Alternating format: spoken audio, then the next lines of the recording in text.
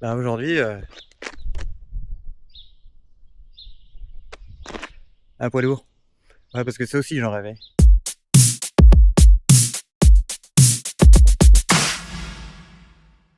Ouais, parce que ça aussi j'en rêvais. Bon, pareil, on fera le tour. Celui-là, on me le donne. Alors forcément, c'est qu'il y a des petits zigouigouis à réparer. On fera le tour un petit peu plus tard. J'ai déjà les batteries que j'ai mis à charger, qui sont sans doute mortes. Bon, l'idée c'est qu'ils démarrent, qu'on débloque les freins. Il y avait un problème d'embrayage, donc j'ai trouvé le récepteur d'embrayage tout pourri, donc je vais le changer. Et voilà, le but c'est qu'il puisse démarrer et rouler pour monter sur un plateau. Et après on fera les réparations, plus tard. Je vous file ça parce que je suis très content de moi, j'ai enfin réussi à démarrer et surtout à purger l'embrayage, c'est ça son problème. J'ai vraiment galéré à le démarrer. Donc là normalement je vous filme la toute première fois qu'il bouge depuis 4 ans, mais pour moi c'est la première fois. Allez.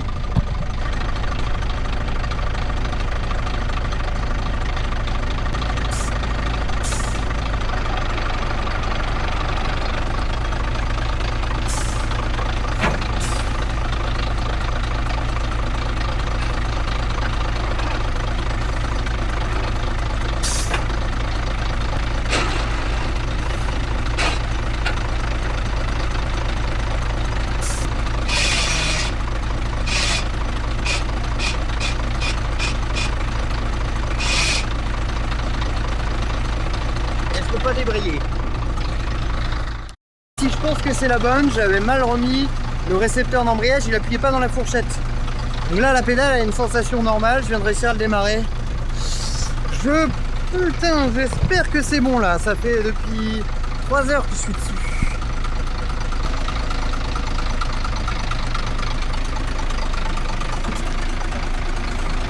Elle est où la marche arrière ?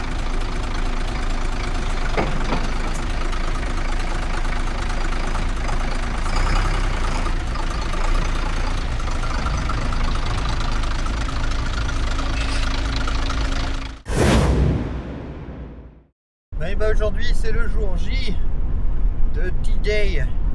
Le transporteur vient m'apporter le camion. Donc là je m'y rends. J'ai acheté 2 batteries neuves parce que fallait jouer à charger une batterie puis à mettre sur la deuxième pour qu'il démarre. Pour le décharger le camion ça va être chiant, j'ai pas envie de. Voilà.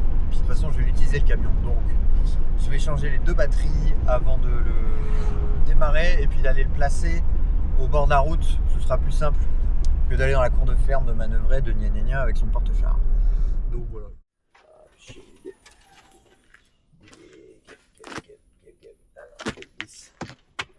je me...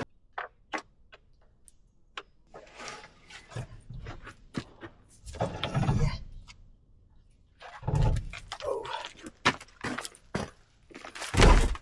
Oh putain.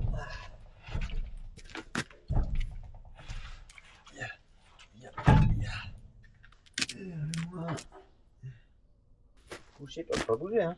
T'as pas te casser la gueule, je vais te tourner, hein.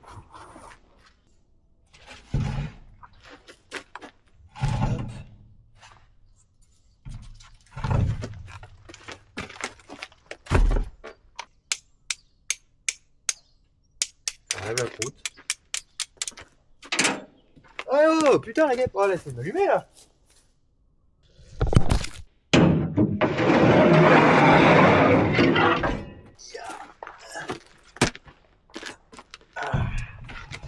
C'est pas la piqûre en soi qui fait mal, c'est le... Mais casse-toi. T'es trop près là. C'est pas la piqûre qui fait mal, c'est le après. Quand tu gonfles comme un connard. Et que ta main, elle ne sert plus à rien. Alors, du coup, l'idée c'est comme ça. Yo. Alors, le plus. Il va là. Donc pour l'instant, il se passe rien, c'est normal. Et c'est parti. Ah, ça y arrive. Ah, ça m'écoute. Coupe-circuit. Un peu coupe-circuit.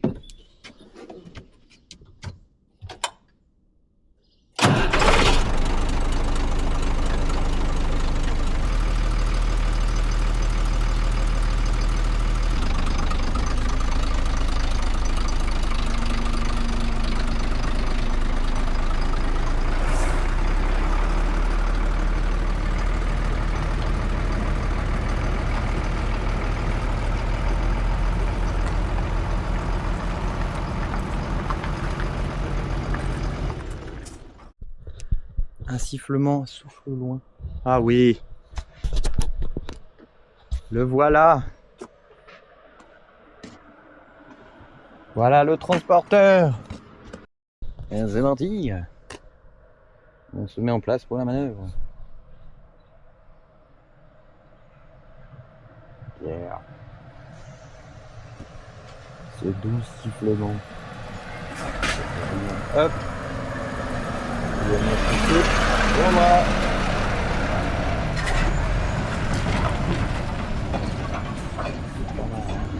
Désolé.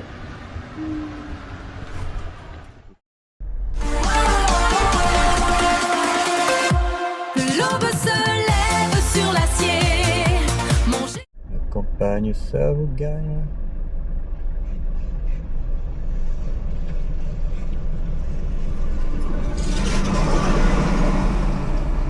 De 30 rien de mon allié.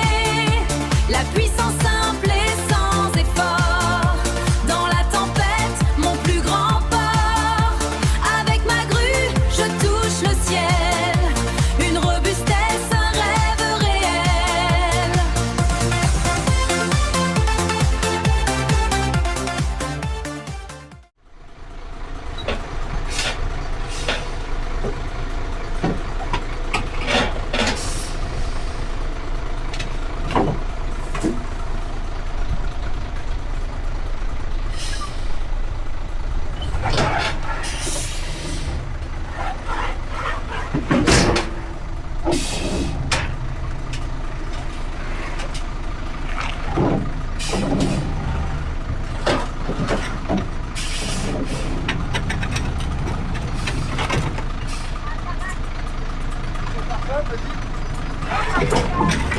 Le goudron là.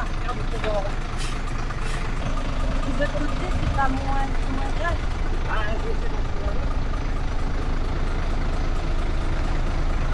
Ça, c'est parce que sinon, si on met pas ça, eh bien, voilà, ça fait ça. Donc, pour pas faire ça, tu mets ça. Peut-être, on verra si ça marche.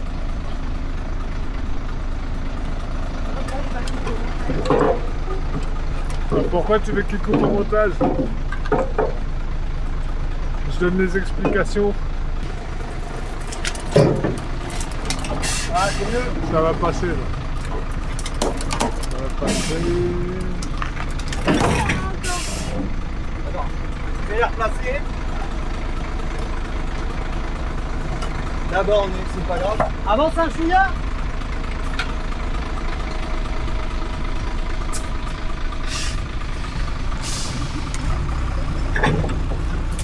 Hop. Vous cherchez les autres ou pas? Non, non, bon, vous faites des... Attends. Terre, je m'en fous, il va te poser.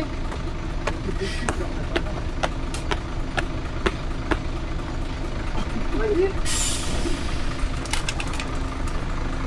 C'est bon, vas-y, monte sur un bassin, vas-y.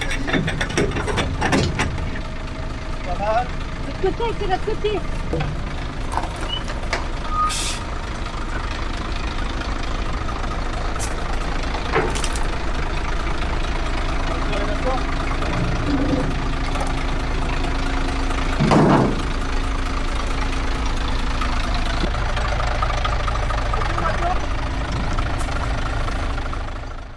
Voilà. Il est déchargé, il est arrivé à la maison. On est trop content. Je suis trop content. Donc, un magnifique camion Volvo. Alors, Renault G230. Donc, 230 chevaux. Alors, l'ancien propriétaire m'a dit c'est bien, mais pas top. Et moi, je suis content. Bon, petit. J'ai les petites blagues. C'est la barre anti-encastrement. Hop. Et ça, c'est moi, juste. Elle était là. C'est juste, j'ai voulu me hisser sur le. Quand il était sur le porte-char et je l'ai pété. Bon. De toute façon, j'avais prévu de la refaire. Petit tour de la bestiole. Alors, les deux portes ne ferment pas. Mais du tout, elles se verrouillent pas. Du coup, c'est très chiant. Merde, tout à l'heure, il y a un orage de bâtard. J'espère qu'il. Bon, ça a l'air d'aller. Donc, un Renault G230, 19 tonnes. Alors, si ça vous rassure, je n'ai pas le permis poids lourd. Pas encore. Ça va bientôt se faire, mais du coup, voilà, j'ai un poids lourd, j'ai pas encore le. Voilà, quand on a 16 ans, on s'achète une voiture, on n'a pas encore le permis. C'est pareil. Donc, c'est un 19 tonnes. Et c'était un ancien de chez Tanguy Matériaux, quelque chose comme ça. Donc, il a, et ce qui me plaît beaucoup, à son arrière-train, une très belle grue. Pour moi, peut-être les experts en grue, ils diront ah, gna, gna, gna. Moi je m'en fous. Une grue HIAB 110. Donc 10 tonnes mètre, ce qui est très bien. J'ai appris ça il n'y a pas longtemps les grues, vous inquiétez pas, avant je ne comprenais rien. 10 tonnes mètre, ça veut dire qu'à 1 mètre du poteau, là tu soulèves 10 tonnes. Bon alors 1 mètre, ça serait genre juste là, donc ça fait pas beaucoup. Mais ça veut dire que là tu soulèves 5 tonnes. 10 tonnes mètre, ça veut dire que donc là tu as 5 tonnes à 2 mètres, donc 2,5 tonnes à 4 mètres. Voilà, vous comprenez l'idée? De toute façon, sur tous les grues, voilà, il y a un petit dessin qui s'appelle un abac. Voilà, vous voyez, c'est ça, c'est écrit dessus. Voilà. Bon, j'ai appris ça, voilà. Donc ce camion, il avait un souci, enfin il a plein de soucis, hein, mais notamment, en fait, son ancien propriétaire, il s'en servait pour bosser, pour faire du bois. Comme le plus forestier, moi je suis plus grimpeur, mais des fois j'ai du bois évacué, donc ça tombera très bien. Et en fait, il a arrêté parce que son embrayage était à chier. Il pouvait plus passer les vitesses. En gros, tu démarrais le moteur et tu pouvais plus passer les vitesses. Et comme il en avait plus besoin pour son activité, il l'a laissé de côté, et puis voilà. Et il se trouve qu'il allait le mettre à la casse. Parce que il en avait plus besoin, c'est des vieux modèles, etc. Et donc, heureusement, grâce à des amis, j'ai pu. Enfin, il savait que voilà, que ça. Donc, j'ai pu voir avec lui, et puis j'ai pu l'avoir. Donc, on fera je vais avoir la carte grise et tout pour pouvoir rouler en règle. Donc, première chose à faire, c'était qu'il démarre parce qu'il avait plus de batterie. Donc, j'ai pris les anciennes batteries, je les ai chargées pendant des heures, je les ai trucs. J'ai réussi à retourner sur place et à le démarrer. Mais c'était vraiment pas évident, il fallait mettre la voiture avec des pinces, des machins. J'ai fini par acheter 2 batteries neuves parce que je me suis dit, c'est bien, on va le démarrer, on va le mettre sur le porte-char. Après, on va l'éteindre. Et après, il faudra le redescendre. Et là, ici, on l'a descendu au bord sur la route. Donc, mettre la voiture à côté, bloquer la route pour mettre des pinces. Je me suis dit, de toute façon, je vais en avoir besoin. Donc, on a commencé par 2 batteries neuves. Ensuite, problème d'embrayage. Donc, suite à ça, il a démarré vachement bien. Il démarre au quart de tour. Ça j'adore. Et problème d'embrayage. Donc, je furette un petit peu. Je regarde, je comprends pas. Je connais pas le poids lourd. Donc, voilà, je découvre. Donc, émetteur d'embrayage, hydraulique. Et puis, récepteur sur la boîte. Donc, la première fois, je suis allé là-bas. J'ai un peu tout démonté. J'ai démonté le récepteur. Donc, trouver les éléments aussi, hein, parce que moi, c'est une découverte. Alors, c'est génial. C'est que tu n'as pas besoin de chandelle pour aller en dessous. Hein. Attendez que je vous le montre. Il est devant vous. Le récepteur d'embrayage, qui est un système oléopneumatique. Je vous le dis avant de l'oublier. C'est un système avec de l'hydraulique et, comme on est sur un poids lourd, de l'air comprimé. Ça marche un peu comme un master vac de frein pour ceux qui font de la mécanique. En gros, il y a une assistance, alors au lieu que ce soit une dépression, c'est une assistance en pression. C'est-à-dire que tout le camion, il travaille avec de l'air comprimé, les freins. Donc c'est pour ça qu'il fallait le démarrer là-bas, parce que tant qu'il ne démarre pas ou qu'il n'y a pas d'air dans les bouteilles d'air comprimé, les freins sont bloqués. C'est un ressort qui serre les mâchoires en permanence, et quand vous mettez de l'air comprimé, vous les desserrez. Ce qui fait que s'il y a une fuite, ça freine. Point. C'est la sécu ultime sur les poids lourds. Donc j'ai changé cette petite pièce ici là-bas. Donc j'ai fini par la trouver à 50 balles. En vrai, t'es là. Parce qu'avant je l'ai trouvée à 400 balles au début, puis mais elle est là, et elle est en place et elle fonctionne. Hein. Donc j'ai changé le récepteur d'embrayage et pas moyen de le purger. Pas moyen de purger le merdier. C'était pas moyen. J'étais avec un pote pour m'aider. En plus, donc on était à deux à pomper. On a passé 4 heures à pomper, ouvrir des trucs. Tout, pas moyen. Donc on s'est dit émetteur d'embrayage. Donc je suis allé acheter un émetteur que je trouvais sur Autodoc pour poids lourd, mais c'est à peu près bon. Et donc je l'ai monté et là je suis revenu avec ma machine à purger. C'est une espèce de petite pompe à main et ça injecte. Donc j'ai mis 2 heures à trouver, mais au final j'ai réussi à purger en injectant par la purge. Ça a pris 2 minutes, c'était fini. Ça j'ai les vidéos, je suis monté dedans, je l'ai démarré. J'ai voulu passer une vitesse, pas moyen. J'étais debout sur la pédale d'embrayage, ça marche pas. Et donc j'ai fini par... Je vous fais la version courte, hein, parce que quand tu cherches, là, il y a une trappe ici, là, avec un écrou. En fait, au bout de l'émetteur, il y a une longue tige qui appuie sur la fourchette d'embrayage. La fourchette, et elle vient appuyer sur l'embrayage et le faire lâcher le disque. Et en fait, en démontant cette plaque, j'ai vu que la tige qui était au bout de l'émetteur d'embrayage, elle était à côté de la fourchette, elle appuyait pas dessus. Ah, je me dis yes, victoire, ça y est, le truc... Enfin, presque, je rêvais que ce soit une panne à la con, parce que moi, j'étais arrivé sur une fourchette d'embrayage cassée, ou je ne sais quoi, enfin, le truc où, dans une cour de ferme, bon, c'était mieux que chez moi, parce que si c'est en dalle béton, un embrayage de poids lourd à poser, une boîte, vous savez, la taille du bébé, quoi, voilà, ce gros merdier, là, à partir de la jonction moteur, là, tout ça, c'est la boîte de vitesse, donc, voilà, le gros tuyau en bas, tu vois, c'est un pot d'échappement, quoi. Attends, tu comprends pas? Ça, c'est un pot d'échappement, quoi. Alors, ceux qui font du poids lourd, mais non, c'est normal. Moi, je découvre, je trouve ça génial.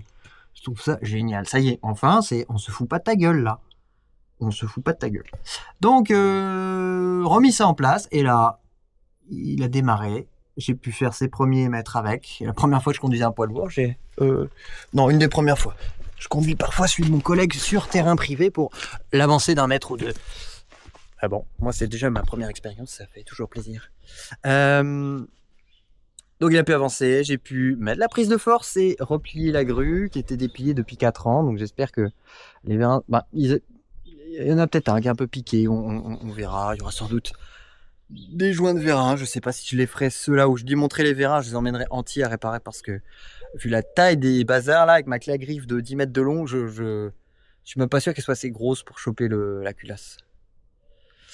Donc ces deux choses-là, embrayage, batterie, qui ont fait que j'ai pu le rendre fonctionnel. Hein, il a démarré nickel, il a chargé en air, les freins ont pu se débloquer et on a pu le monter sur le plateau ce matin et l'emmener. Donc ça, donc la préparation, ça a pris quelques semaines. Ensuite, j'ai prévenu le transporteur et puis dès qu'il a eu un moment de dispo, il me l'a ramené.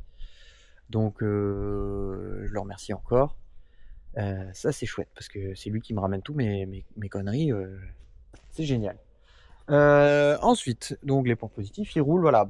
Mais donc pour l'instant, il va servir sur la ferme. Enfin voilà, il va me servir à monter des poutres, des machins, des trucs, parce que la charpente du hangar qui est là, je vais peut-être la modifier, etc. Donc la grue va rester à la maison pour l'instant pour faire des choses, quoi, et puis que je la prenne en main et tout.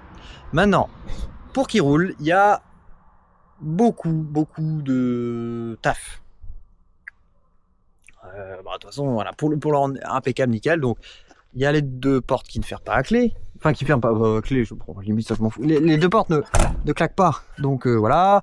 Bon, les rétros, là, il faut que je les nettoie. C'est juste, même pour manœuvrer ici, c'est infernal. Mais du coup, quand tu conduis, la porte s'ouvre et ton rétro, tu vois plus rien. Donc, t'as quand même t'as quand même 7 tonnes dans les mains. Donc, bon, si tu chatouilles le mur, je te dis, il va pas faire long feu. Bon, ensuite tout ce qui est niveau entretien machin, je vais découvrir en même temps que vous, hein, les huiles, les machins. Là en dessous il y a une fuite sur le filtre, il y a une cartouche vissée sur la boîte de vitesse et ça fuit, donc ça a vissé. Et il y a bon, ça c'est des conneries, les poignées, les machins, les trucs. Pour le contrôle technique, il y a quelques points au moins essentiels qui sautent aux yeux. Il va y avoir une bouteille d'air, voilà, parce que celle-ci, ben, elle présente pas bien. Celle-là a été changée. Donc c'est ça que je vous disais, hein. Le poids lourd, il y a un compresseur sur le moteur et il remplit des bonbonnes d'air, hein, comme la cuve qui a sous au compresseur. Mais celle-là, elles ont une date. En fait, la date est passée et elle a une sale gueule. Je pense qu'il va me demander de la changer. Alors ça va commencer par un énorme nettoyage de 2 jours. Voilà, je suis allé en dessous, il y a des croûtasses de poussière, de machin, de trucs. Parce que j'ai besoin que ce soit propre, même pour l'utiliser ici. Voilà, nettoyer à l'intérieur de la cabine un petit coup, ça fait du bien. Je rêve de basculer cette putain de cabine depuis que je l'ai. Je veux juste voir ce qu'il y a en dessous. Parce que j'ai vu plein de vidéos où ils basculent des cabines, mais j'ai envie de le faire. J'ai envie de le faire. J'ai envie de basculer la cabine, là, de l'avoir tombé là. Non, je veux pas l'avoir tombé. Je veux l'avoir basculé là. Il m'a bien dit, l'ancien propriétaire, il y avait un truc qui retenait. Ensuite, pour passer le CT, on a un petit problème avec la boîte la boîte à air. La boîte à air, elle est morte. Parce que ça, c'est que les trous d'un côté. Voilà. Vous le voyez où. Voilà. Donc la boîte à air, elle est morte. Alors ça, je vais voir si à base de bouteilles de gaz. Le diamètre me semble pas loin, mais je suis pas sûr. Bon, il y a peut-être d'autres points auxquels je penserais. Les pneus sont neufs. Ça chute. Enfin, trop bien. Il y aura peut-être cette bonbonne d'air là. Faut que je regarde l'état des. Oh oui. Ah, ça fait pas beau. Alors je vais voir. Je vais peut-être essayer de camoufler ça. Hein. Je suis désolé, mais de passer la brosse métallique, de machin, de les repeindre. Je ne sais pas pour faire style. Elles sont neuves. Voilà. Bon, plein d'autres conneries que je ne sais pas. Les phares, les machins, les trucs. Faut que je regarde. Mais contrôle. Ouais, il y aura les bouteilles. Sur la boîte à air, ça passe pas. Il y a. Merde. Ah, je crois que l'ancien propriétaire m'a fait une liste. Bon, après, je l'emmènerai aux mines et puis je verrai bien. Parce que du coup, pour les poids lourds, c'est pas un contrôle technique, c'est les mines, ça s'appelle. C'est une sorte de contrôle technique. Voilà. Je découvre en même temps que vous des choses. Hein. Donc, on monte dans le bestiole. Aïe. Voilà, pour les nostalgiques ou ceux qui connaissent ou ceux qui découvrent un peu comment c'est fichu, un peu tout ça. Il y a donc là, il y a le moteur. Là, il y a le frein à main. Donc c'est un petit pitou à branlouiller. Tu le déconnectes et hop, tu l'emmènes. Voilà. Et là, on emmène devant. Donc là. Le frein est défait, normalement il faut qu'il y ait de l'air qui pousse et là normalement ça fait pchit. Voilà, il largue de l'air. Donc il reste de la pression. Parce que j'ai mis le coupe-circuit. Voilà, alors il y a même une option avec le téléphone. Tu vois, tout ce qui est pneumatique, par exemple je freine. Voilà. Alors il y a un bruit horrible. Voilà. C'est le ressort qui bouge là, c'est pour ça on entend un vieux bruit de ressort et l'air comprimé. Qui est largué, c'est ça en fait, c'est quand tu freines, ça lâche et du coup ça freine. Donc tu vois, c'est que de place pour l'immense cabine que c'est. Et là, il y a de quoi mettre il y a l'énorme moteur, tu vois. Par exemple, le passager, je trouve ça ouf, il a une barre dans les pieds. Je trouve ça marrant, enfin la cabine elle est gigantesque, enfin, le camion est énorme mais la cabine elle est pas si grande. Et il fait une chaleur à crever ici, c'est ignoble. Ici, il faut que je répare ça, c'est un ralenti accéléré pour quand tu mets la grue. Ce qui m'a expliqué l'ancien propriétaire, là il y a la prise de force, réglage des phares, je ne sais pas. Voilà, il est équipé d'un ralentisseur sur l'échappement. Ça je découvrirai avec le permis, mais en gros là il y a un petit champignon là sous mon pied. Là, le petit clic là, et quand tu cliques dessus, ça étouffe l'échappement. Découvrir aussi ça sur le poids lourd, il y a des chronotachygraphes, donc je trouve ça génial. Alors, je vais y arriver, voilà. On ouvre le tableau de bord, et ici il y a un disque en papier là. Donc, bon, je comprendrai la manip, il faut ouvrir le disque et tu mets ton disque. Genre le matin, tu prends un disque en papier. Il m'a laissé ces vieux disques. Tu vois, tu prends un disque en papier là, tu le mets dedans, et puis quand tu conduis, ça dit tout ce que tu fais. Tu roules à 80, 90, un machin, un truc, voilà. C'est ce qu'ils appellent le mouchard, les conducteurs. Les nouveaux trucs, c'est une carte électronique. Souvent, il est rangé là, sur les nouveaux camions. Donc là, c'est à l'ancienne un disque papier que tu dois conserver pendant un certain nombre d'années. Voilà, donc ici le plateau. Alors j'ai des petites barres qui se mettent là, mais c'est à refaire en chaudronnerie parce elles sont branlantes. Donc c'est un peu chiant.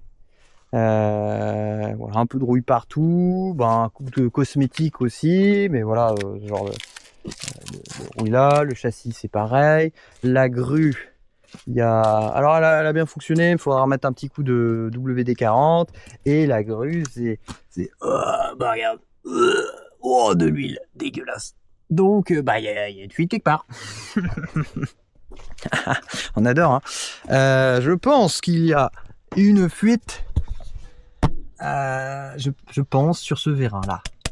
Enfin, ce vérin-là, c'est celui qui gère la rotation. C'est un vérin un petit peu spécial. C'est un vérin, et au lieu d'avoir une tige bien ronde qui dépasse, il y a le bout, c'est plat, c'est une crémaillère. Et attendez, parce qu'il faut que je grimpe et que je vous tienne et que je vous montre en même temps. Voilà. En fait, ici à plat, là, il y a un énorme. Ça ressemble à une couronne d'embrayage de pont arrière.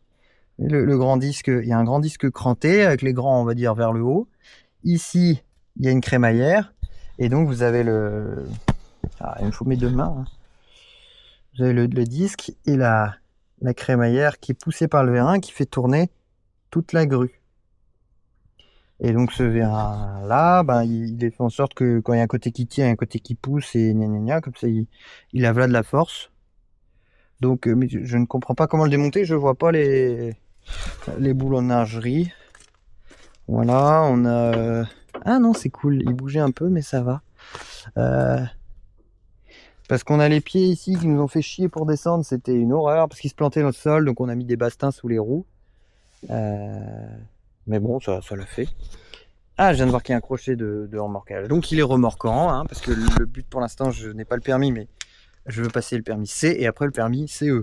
Comme ça, je pourrais mettre ma mini-pelle au cul, par exemple. Peut-être que j'aurai plus ce camion d'ici là. Hein. Peut-être que je le referai pas pour la route parce que ça coûtera trop cher. Il est là, il va me servir d'abord pour mon chantier avant tout. Donc vous allez pouvoir suivre un petit peu. Je vais restaurer des petites choses. D'abord, dans un premier temps, des trucs à pas cher entre guillemets, des trucs fonctionnels. Mon boîte à air, je vais le faire parce que j'ai peur qu'il mange de la merde et que du coup je casse le moteur. Mais par exemple, dans un premier temps, je vais pas m'emmerder à refaire ça. Je vais pas le refabriquer, ça ne sert à rien sur le terrain. Et puis je verrai dans un second temps, si pour mon activité professionnelle j'en ai la nécessité, parce que je travaille avec un collègue qui en a déjà un, donc est-ce que c'est pertinent qu'il aille sur route? Est-ce que j'en ai besoin? Je vais commencer à faire l'assurance, le machin, le truc, et puis là on verra si aille au caca culotte. Mais dans l'idée c'est ça. Dans l'idée, voilà, un petit tour du Renault. Et puis je suis trop content parce que j'en regardais d'occasion et c'est gueule quoi. J'adore les gris sur les phares. Enfin, ça fait vraiment camion de chantier quoi. Voilà, c'est à l'ancienne. Pour un mec qui bosse tous les jours dedans, je comprends que t'as envie d'un truc plus confortable avec un régulateur, un machin, un truc. Je pense que ça reste des trucs. Tu démarres pas pendant 10 ans, tu mets une batterie neuve, tu claques la clé, il démarre. Voilà. Moi, c'est ce que je lui demande pour mon usage.